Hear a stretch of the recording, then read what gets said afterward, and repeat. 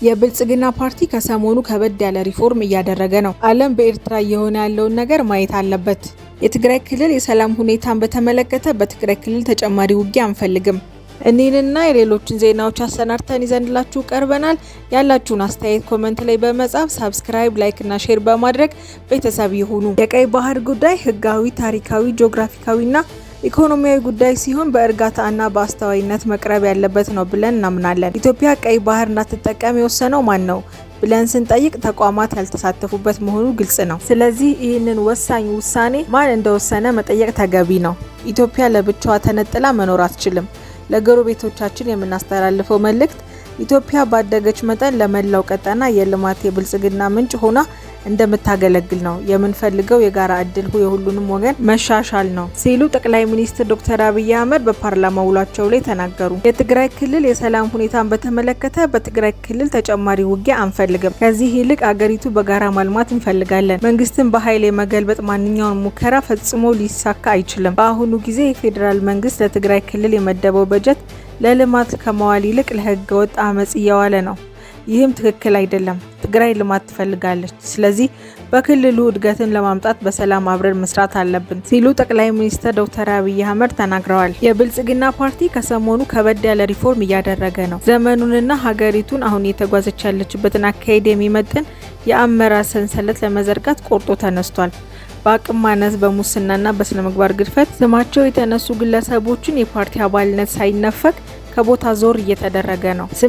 8613 የብልጽግና ፓርቲ አመራሮች ላይ ኃላፊነታቸውን በአግባቡ ባለመወጣታቸው የዲሲፕሊን እርምጃ መወሰዱን የፓርቲው ምክትል ፕሬዝዳንትና የዋና ጽህፈት ቤት ኃላፊ አቶ አደም ፍራህ ገልጸዋል። ይህ ቀላል እርምጃ አይደለም። በጥቅምና በቡድን የተሳሰረን አካል ስልጣን ቀላል ድፍረት አይጠይቅም። በራስ የፓርቲ አባልና አመራር ላይ ለመጨከን ከምር የሆነ የዓላማ ቁርጠኝነት ይሻል።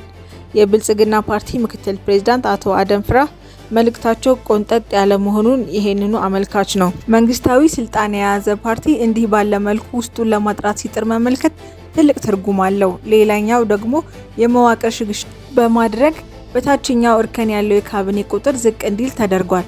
በጽህፈት ቤት ስም 73 የነበረው የካቢኔ ቁጥር ወደ 40 ወርዷል። ከአላስፈላጊ የበጀት ብክነት ጨምሮ ቢሮክራሲውን ከማቅለልም አንጻር የሚበረታታ ውሳኔ ነው ብለዋል። ተመልካቾቻችን አብራችሁን ስለሆናችሁ ከልብ እያመሰገንን ያላችሁን ሀሳብ አስተያየት ኮሜንት ላይ በማስፈር ሰብስክራይብ፣ ላይክ እና ሼር በማድረግ ቤተሰብ ይሁኑ።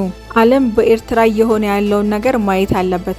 ከሰገነቲ እስከ አስመራ፣ ከምጽዋ እስከ አዲ ቆሃይ አገዛዙ የራሱን ህዝብ ማንገላታት፣ ማሰርና ዝም ማሰኘቱን ቀጥሏል። ወጣት ወንዶችና ሴቶች በግድ እየተወሰዱ ደሞዝ የሌለው፣ ነጻነት የሌለው፣ የወደፊት ህይወት የሌለው፣ ማለቂያ በሌለው ብሔራዊ አገልግሎት ውስጥ ተይዘዋል። መምህራን፣ መነኮሳትና ተራ ዜጎች ምክንያት ሳይሰጥ ይታሰራሉ። ቤቶች ይወረራሉ። አብያተ ክርስቲያናት ይቃጠላሉ። ቤተሰቦች ይበታተናሉ። ይህ ሰላማዊ አገር አይደለም። በሰንሰለት ውስጥ የሚኖር ህዝብ ነው። በፍርሃት በፕሮፓጋንዳ ቁጥጥር ላይ የተገነባ ስርጭታዊ ጫና ነው። ከ3 አስርት ዓመታት በላይ የአስመራው አገዛዝ በጭካኔ ሲገዛ ቆይቷል። ዓለም ግን ዝም ብሏል። እውነት ግን ለዘላለም ሊደበቅ አይችልም። ዓለም መንቃት አለበት። ዝም ማለት ተባባሪነት ነው። የተባበሩት መንግስታት ድርጅት፣ የአውሮፓ ህብረት፣ የአፍሪካ ህብረት፣ አምነስቲ ኢንተርናሽናል፣ ሂዩማን ራይትስ ዎች፣ ዩኤንኤችሲአር ኤርትራን እዩ።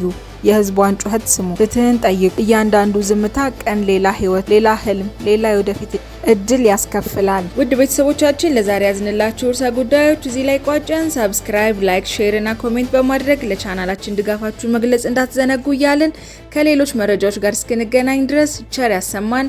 ሰላም ቆዩልን።